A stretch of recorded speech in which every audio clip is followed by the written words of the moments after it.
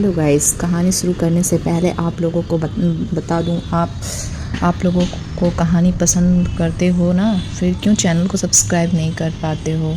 क्या दिक्कत है? प्लीज़ मेरे चैनल को सब्सक्राइब ज़रूर करें। और चलिए शुरू करते हैं स्टोरी आज का। आप लोगों ने आरजीकर मेडिकल कॉलेज का कहानी सुना होगा। डॉक्टर मौमिता अभी भी इंसाफ नहीं मिला। तो फिर चलिए वास्तव में कॉलेज का हाल क्या और कैसा होगा जानते हैं। कोलकाता का आरजीकर मेडिकल कॉलेज एक ऐसा स्थान है जहां हर साल हजारों छात्र चिकित्सा की पढ़ाई करने आते हैं। यह कॉलेज दिन में तो बेहद सामान्य दिखता है, लेकिन रात होते ही कुछ अजीब घटनाएं घटने लगती है जिनका कोई वास्तविक जवाब नहीं है।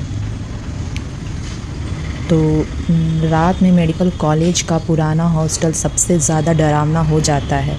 यह हॉस्टल सालों से वीरान पड़ा था, लेकिन नए छात्राओं की बढ़ती संख्या के कारण प्रशासन ने इसे फिर से चालू करने का निर्णय लिया। हालांकि छात्रों को इस हॉस्टल के बारे में कई डरावनी कहानियां सुनाई जाती थी, लेकिन इस कहानियों को महज अफवाहें समझकर नज़रअंदाज कर दिया गया। मेडिकल कॉलेज के कुछ नए छात्रों को इसी पुरानी हॉस्टल में रहने के लिए जगह दी गई।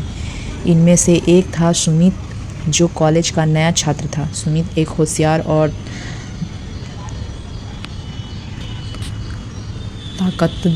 ताकतवर छात्र था। उसे भूत प्रेत की कहानियों पर बिल्कुल यकीन नहीं था। वह रात के समय अपने कमरे में अकेले बैठा था जब उसे बाहर किसी ने चलने की आवाज़ सुनाई दी। पहले उसने सोचा कि कोई दूसरा छात्र होगा, लेकिन जब उसने दरवाज़ा खोला तो उसे कोई नज़र नहीं आया।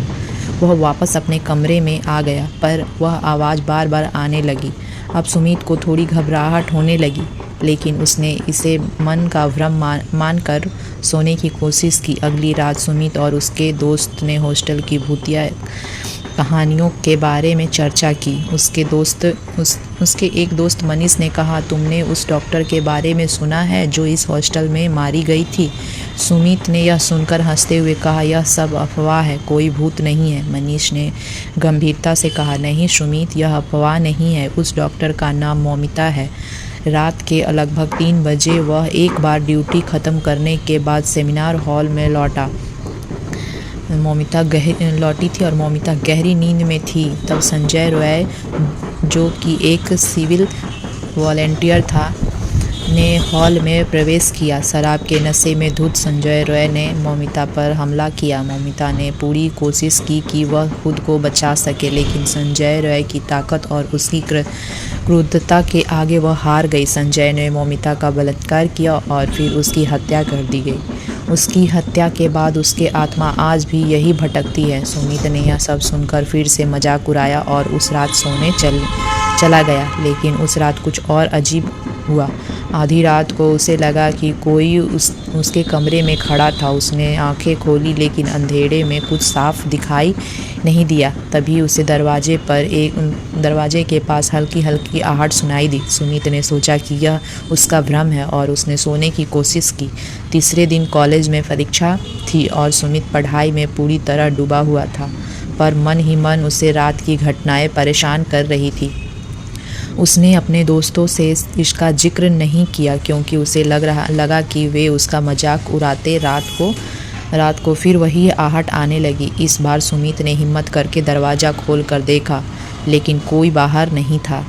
अचानक उसे लगा कि उसके पीछे कोई खड़ा है। उसने मुड़कर देखा, लेकिन वहाँ कोई नहीं था। उसके शरीर में ठंड की लहर दौड़ गई। अब सुमित को यकीन हो गया कि इस हॉस्टल में तो कुछ अजीब है। सुमित ने अब अपने दोस्तों से इस बारे में बात करने का फैसला किया। उसने मनीष और कुछ और दोस्तों को बताया कि उसे रात में अजीब चीज़ें महसूस हो रही है।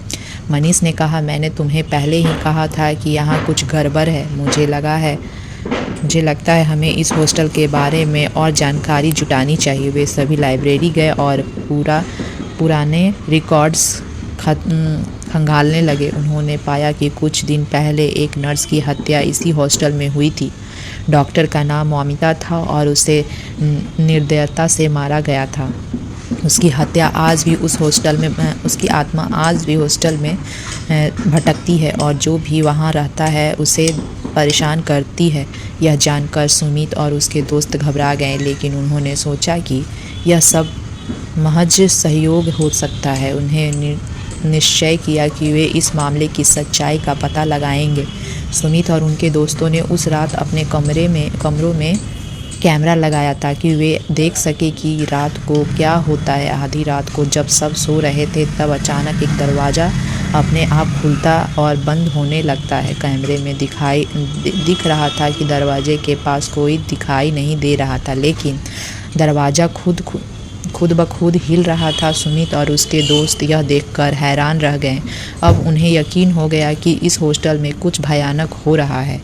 सुमित अब इस हॉस्टल में और नहीं रहना चाहता था। वह अपने कमरे से जाने की तैयारी कर रहा था जब अचानक उसे लगा कि कोई उसके पीठ पर हाथ रखा है। उन्होंने तुरंत मुड़कर देखा, लेकिन कोई नहीं था। उसे अब पूरा यकीन हो गया कि डॉक्टर की आत्मा उसके पीछे पड़ी है। उस रात सुमित ने कॉलेज के प्रिंसिपल से बात की और उन्हें हॉस्टल के कमरे छोड़ने की अनुमति मांगी। प्रिंसिपल ने उसी बात को ध्यान से सुना और फिर गहरी आवाज़ में कहा, तुम अकेले नहीं हो जिसने यह सब अनुभव किया है। इस हॉस्टल में कई घटनाएं हो चुकी है, लेकिन इसका कोई ठोस सबूत नहीं है। सुमित ने हॉस्टल छोड़ दिया, लेकिन उसने यह कहानी अपने दोस्तों और परिजनों को सुनाई। लोग कहते हैं कि उस डॉक्टर की आत्मा अभी भी आरजीकर मेडिकल कॉलेज में उस पुराने हॉस्टल में भटक रही है। वहाँ जो भी जाता है उसे उसकी मौजूदगी और एहसास होता है। उस हॉस्टल की खामोशी में जब हवा का एक हल्का झोंका भी नहीं होता, तब वहाँ कुछ अजीब ज़रूर होता है। शायद वह आत्मा अपनी अधूरी कहानी को किसी के सामने कहना चाहती है, या फिर वह किसी के बदला लेना चाहती है। कहते हैं जब डॉक्टर मौमिता की आत्मा को न्याय नहीं मिलता, वह हॉस्टल यूं ही डरावना बना रहेगा। हालांकि हकीकत में यह कहानी सच नहीं है। अगर ऐसा हुआ तो क्या होगा? क्योंकि सिर्फ संजय रॉय ने उसको नहीं मार डाला, सब मिलकर उसको मार डाला। तो फिर उन लोगों को क्या होगा? एक कहानी वास्तव में सच हो जाए तो आप लोगों को कैसा लगेगा? कमेंट बॉक्स में ज़रूर बताना। इस तरह की अनजान डरावनी कहानी सुनने के लिए मेरे चैनल को सब्सक्राइब करें और मेरे साथ बने रहने। और सभी लोग स्वस्थ रहें, मस्त रहें। अभी के लिए इतना ही, फिर मिलते हैं नेक्स्ट वीडियो में। Bye bye.